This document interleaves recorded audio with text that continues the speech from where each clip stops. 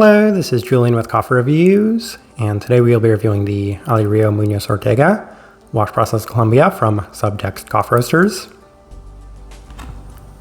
And there's the bag right there. And Subtext, based out of Toronto, Ontario. And they're a coffee roaster that's appeared on this channel on numerous occasions, including a recent review of the Richard and Merlot, a wash-processed Ecuadorian coffee. And in that review, I made reference to two coffees that prompted that purchase. And this is the first of those two, as this one is an ají coffee. And I've had pretty positive experiences with ají coffees over the last couple of years. So it caught my interest, and we will see how it turned out, as this right here is day 39.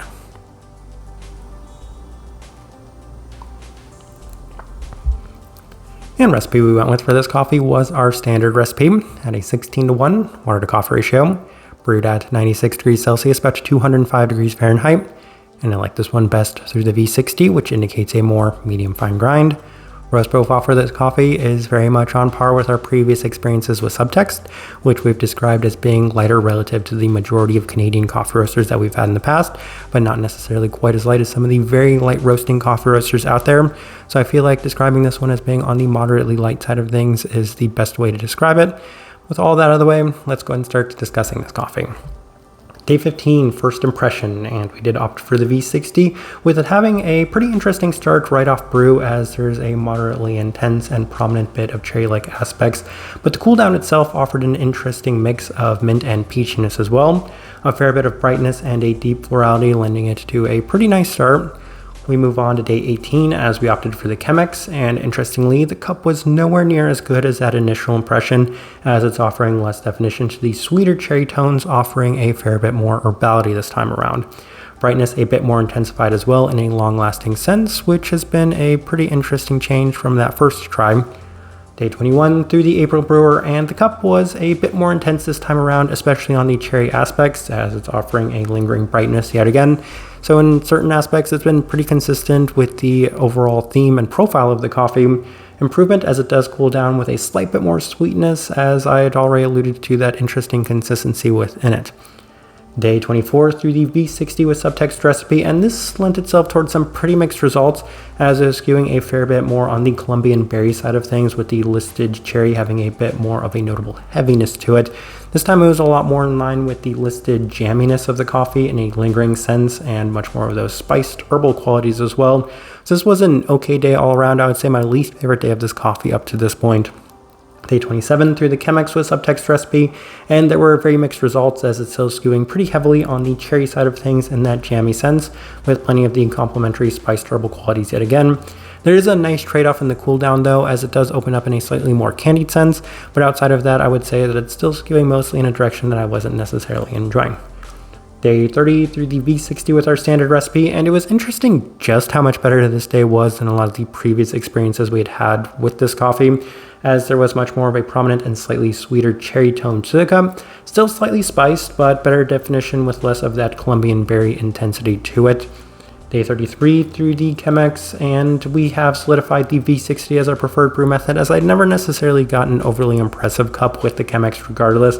There's just a bit too much of a heavier focus on the cherry in this brew method, with what I would describe as being reminiscent of cherry amaretto with that level of intensity to it. Day 36 through the V60 with our standard recipe, and it's been pretty similar to the vast majority of the previous experiences we'd had, as there was slightly less definition to that cherry-like aspect, with a bit more of the jammy cherry intensity and the herbality to the cup. So no matter what sort of adjustments we made, I would say that the coffee still seemed to have a very defined focus to it. It was just an exception on one day where I seemed to have a pretty nice result with the coffee, but for the most part it seemed maybe a little bit sensitive to the brew in general. All right, let's go ahead and put up the tasting wheel so you can see what we're getting. And we have quite a few level 4s, so let's go through those. We'll start with the cleanliness level 4, And the cleanliness is kind of interesting because on paper and in theory, this is still just a wash processed Colombian coffee. So you'd fully expect the cleanliness to be at that level 4 mark, though I have to say that of the Subtext coffees we've reviewed up to this point, this one was the one that maybe struggled the most to make it up to that level 4 mark, mostly because when you are getting that varied or sort of jammy and intense berry-like tone to it, especially when it comes to a Colombian coffee, oftentimes it's very reminiscent of those, we'll say, natural or much more processed Colombian coffees, which have that same flavor profile, but in a much more intense and pronounced sense. So while I was feeling that for this coffee, I still had to say at the end of the day, it's still relatively clean compared to those. It's lacking any sort of fermentiness or funkiness. It just has that same flavor profile that oftentimes is associated with that same sort of fermentiness and funkiness to it. Finish, level 4. Not necessarily the biggest fan of the finish on this one because it did continue in that cherry-like sense, and at times it could have been slightly on the more candied side of things, but the vast majority of the time it was a little bit more on that heavy jammy side of things, which is typically my least favorite representation of that note in general. Sweetness, level 4. And this one continued to skew on that very intense cherry, darker berry aspect within this coffee, which isn't ever my favorite when it comes to coffee in general. I think in certain aspects when I've received the cherry-like tone in a little bit more like a soda sense, even though this has cherry soda listed on here, I would say it was just a little bit more heavy in that regard as opposed to, we'll say, cleaner and more sugary sweet. Acidity, level 4. The brightness on this one is very interesting, and I remember saying in the Richard and Merlon review that it's interesting just how many of Subtext's coffees do tend to score pretty high in terms of the overall brightness. This one was no exception, as it had plenty of brightness in terms of a fruit sense yet again.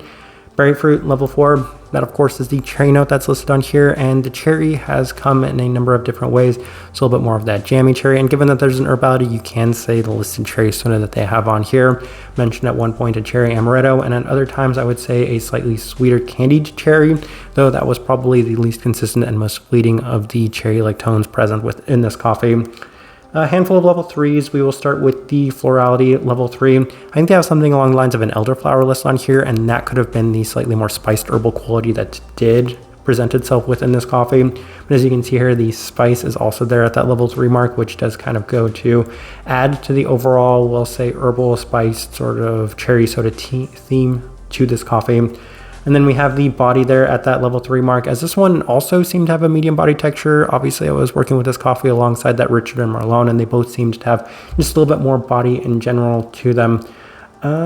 Honestly, looking at this tasting wheel, there's nothing else above a level 2, so I think that's everything worth discussing, as I do think that this tasting wheel is a pretty good representation of what I was getting from this coffee. All right, so my overall thoughts and impressions of this coffee. This one might have been a victim of expectations going into it, given just how many positive experiences I've had with these ahi coffees in the past.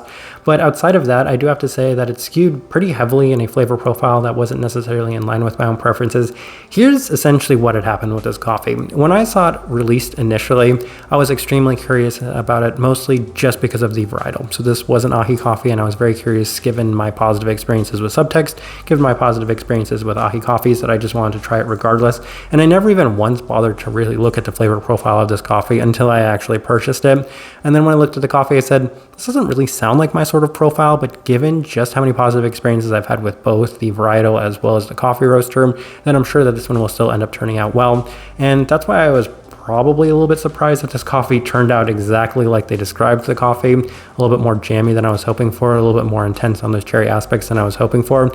So that's probably on me for maybe not necessarily paying overly close attention to that, but I did want to give both the coffee roaster and the coffee a little bit of grace, given that just because there are notes on here that don't necessarily make it sound like my sort of coffee, I might be surprised, as was the case with the Richard and Merlot, but unfortunately for me, this one just didn't necessarily turn out that way. Type of person I would suggest this coffee to: if you love cherry, I'm going to point you in the direction of this one. If you do like those slightly more heavier, slightly more processed coffees, but are looking for a little bit more clarity in them, specifically those Colombian coffees, this is a great direction for you in terms of that, because it does have a lot of those cherry intense aspects to it without it being overbearing, without it offering any sort of lack of definition or clarity. You're getting cherry through and through right from the onset, and there's a slight bit of depth to it as well. As mentioned, you can describe the cherry factor within this coffee in a number of ways. It's just honestly one of my least favorite fruit notes when it comes to coffee in general. But for those that really seem to enjoy that in coffee, this is the best direction I can point somebody towards for this one, and also the best way I can leave this review. If you by chance had an opportunity to try this coffee, I'd love to know your thoughts and impressions of it as well. If you're enjoying the content, give this video a like, subscribe if you're not already subscribed. This right here has been a review of the Alirio Muñoz Ortega Wash Process Colombia from Subtext Coffee Roasters. Thank you for watching.